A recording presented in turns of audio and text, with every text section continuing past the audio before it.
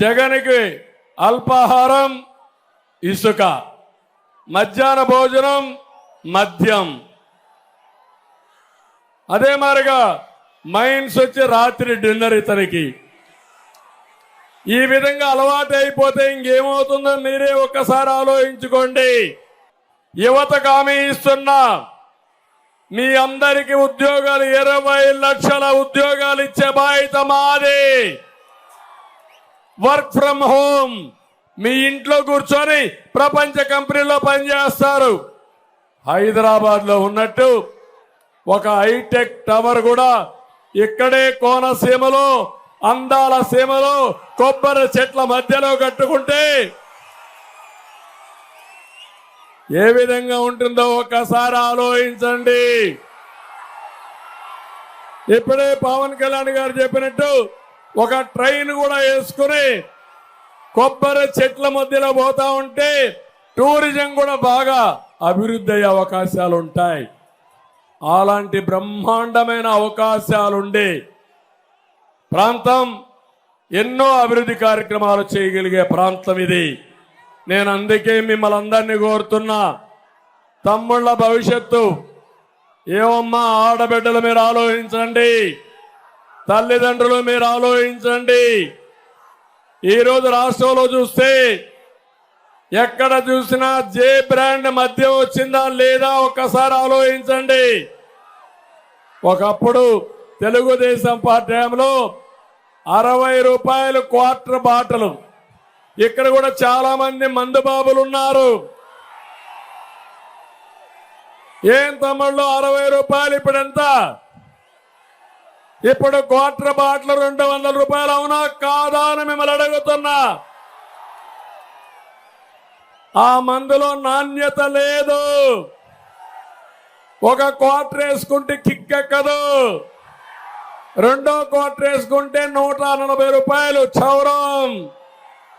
2 బాటలు తాగితే ఆరోగ్యం క్షీణించిపోతుంది, గుండెల్లో మంట వస్తుంది, కిడ్నీ సమస్యలు వస్తాయి. కానీ జగన్మోహన్ రెడ్డికి మాత్రం కనికరం లేదు. దీనికి తగినట్టు నేను అడుగుతున్నా, అమలాపురంలో గంజాయి దొరుకుతుందా లేదా తమ్ముళ్ళు అని మిమ్మల్ని అడుగుతున్నా. ఉందా లేదా అని మిమ్మల్ని అడుగుతున్నా. గంజాయి ఉందని వాళ్ళు చేలిపైకి ఎత్తండి. ఏం తమ్ముళ్ళు, తేలుగుట్టిన దొంగల మార్గమునుంటే సమస్య పరిష్కారం కాదు. రాష్ట్రం అంతా గంజాయి ఉంది, అవునా కాదా? ఒక్కరోజు ముఖ్యమంత్రి సమీక్ష చేశాడా? అదే నేను గాని పవన్ కళ్యాణ్ గారిని భరిస్తామా అని మిమ్మల్ని అడుగుతున్నా. మన బిడ్డలు గంజాయి పాలైతే ఒకసారి అలవాటు చేసుకుంటే ఎవ్వరూ కాపాడలేము. అది మా బాధ. ఈ రాష్ట్రాన్ని కాపాడుకోవాల్సిన అవసరం ఉంది. అన్నీ పెరిగిపోయినాయి. పెట్రోల్ డీజిల్ పెరిగిందా లేదా అని మిమ్మల్ని అడుగుతున్నా. కరెంటు ఛార్జీలు పెరిగాయా లేదా అని మిమ్మల్ని అడుగుతున్నా. నిత్యావసర వస్తువుల ధరలు పెరిగాయా లేదా అని మిమ్మల్ని అడుగుతున్నా. చెత్త మీద పన్నేసాడా లేదా అని మిమ్మల్ని అడుగుతున్నా. ఆస్తి పన్నేసాడా లేదా అని మిమ్మల్ని అడుగుతున్నా. పన్నులేసి ట్యాక్సులు వేసి ఈ అప్పుల పాలు చేశాడంటే ఏమనాలి ఈ ముఖ్యమంత్రిని అంటున్నా.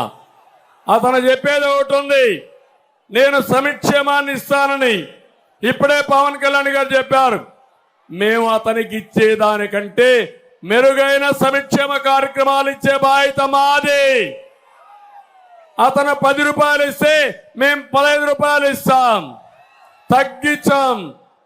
తెలుగుదేశంలో 19% సంక్షేమ కార్యక్రమాల్లో బడ్జెట్లో పెడితే ఇతను ఇచ్చేది 15%. కానీ రూపాయి పెడితే 1000 రూపాయలు పబ్లిసిటీ ఇచ్చుకునే రకం ఇతను. చేసేది గోరంతా, పబ్లిసిటీ కొండంత. అదే జగన్మోహన్ రెడ్డి చేసే జగన్ నాటకం అని చెప్పి కూడా నేను మీకు తెలియజేస్తున్నా. పరిపాలించమని సీఎం చేస్తే దాన్ని దోపిడీ లైసెన్స్ గా మార్చుకున్నాడు. ఒక్క ఛాన్స్ అన్నాడు, గుర్తుందా మీకు? అందరి తల మీద చెయ్యి పెట్టాడు, బుగ్గలు నిమిరాడు. ముద్దులు పెట్టాడు. ముఖ్యమంత్రి అయిన తర్వాత పిడి గుద్దులు గుర్తునే ఉన్నాడు. అవునా కాదా? అన్ని వ్యవస్థలను నిర్వీర్యం చేశాడు. ల్యాండ్, శాండ్, వైను, మైను, కబ్జాలు దేశంలోనే ఎక్కడా లేని విధంగా జరుగుతున్నాయి. మెడ మీద కత్తి పెట్టి ఆస్తులు రాయించుకుంటున్నారు. ఇది న్యాయమాని మిమ్మల్ని అడుగుతున్నా.